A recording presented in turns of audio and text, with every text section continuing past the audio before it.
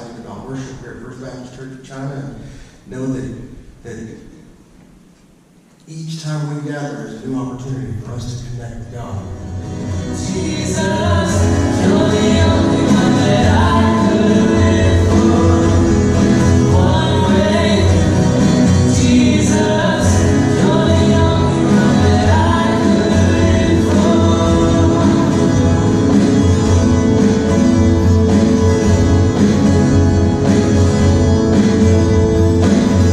You were always there. Every now and everywhere, grace that lies so deep within me. That will run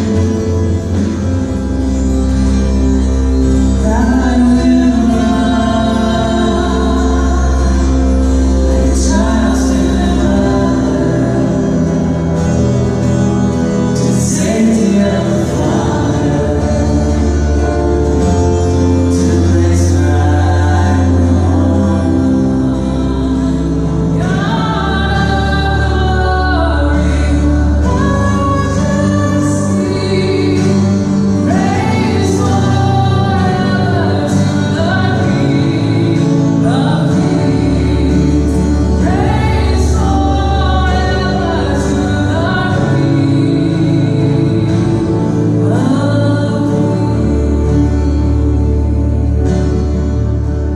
would have you turn in your Bibles to Mark chapter 6. We're going to look at a passage that follows a series of miracles that Jesus has been a part of, and some of the things that we know and some of the great stories, but oftentimes we forget to look at the responses that come. So when you find Mark chapter 6, I want you to look for the 53rd verse. And when you find the 53rd verse, you would stand in honor of God's word. Mark chapter 7. It would be easy to go back and look at the miracles that occurred. Certainly Jesus walking on water and feeding thousands of people, and all the significant things that Jesus does makes him famous in the eyes of those people that are nearest to him and in the surrounding region. I mean, it's phenomenal to think of the fame of Jesus when you consider there's no television, there's no newspaper, there's no internet, no smartphone, there's no print shop to make posters of Jesus coming to your town and tour dates. I mean, they are not scheduling it out. Jesus is just showing up, and people are recognizing him. And it's because of the miraculous nature of the work that he's done. But what I would suggest to you is very important for us to wrap our head around this morning is that sometimes we tout and promote the miracles that Jesus does as being these pinnacle moments. And they are for faith-building exercises for us to see that he is capable of doing them. But they are not the most significant contribution that he makes. Jesus, it's not so much about where he is, but about what's going to happen next. Now, the where matters, because he chose to start his ministry in a part of the world and blossoms out. And as a result, his plan is perfect because it reaches even you and me in a part of the world that nobody even really had a handle on existing in, except for the people that were here. It's pretty cool how that works, isn't it?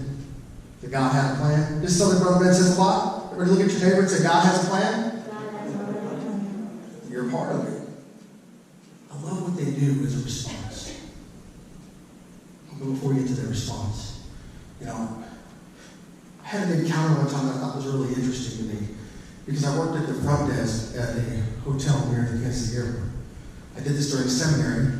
For the last year I was in seminary, and we checked in all kinds of people from all over, and we saw some famous personalities from times. I mean, in Kansas City, you're at the airport, so people are coming in to see football games, and they're coming in to do concerts, and they're coming in to do all kinds of stuff. We saw wrestlers, and I didn't know who any of those people were, except for the most famous ones. And most of those didn't come around while I was working, because I worked the night shift.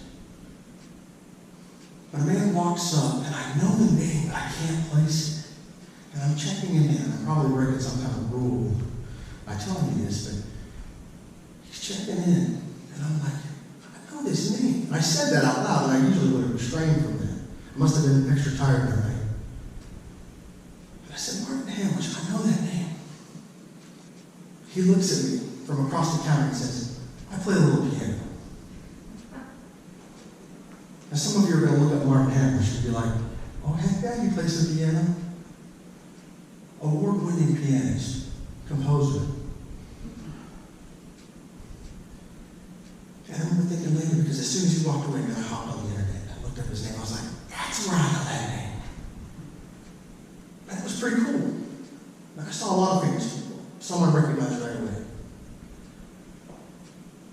I like to think that in that moment, that there's some relatable experience. The way that I treat that man is sometimes the way I think we treat God. We've heard his name. We're someone familiar. We should know a little bit better. It should be a great big deal. But we're like, now we look up a little bit more about Jesus, find out more about him. I think a lot of people have come encountering Jesus at moments, but they're not really sure about him. And they're a little uncomfortable, maybe even a little embarrassed later. I love what the passage says that they recognized it. The next real big phrase I want you to latch on to is their posture is one of an intensity of a beggar. And begged him. And they didn't beg him to touch them. They begged him just to be available. Just to pass through.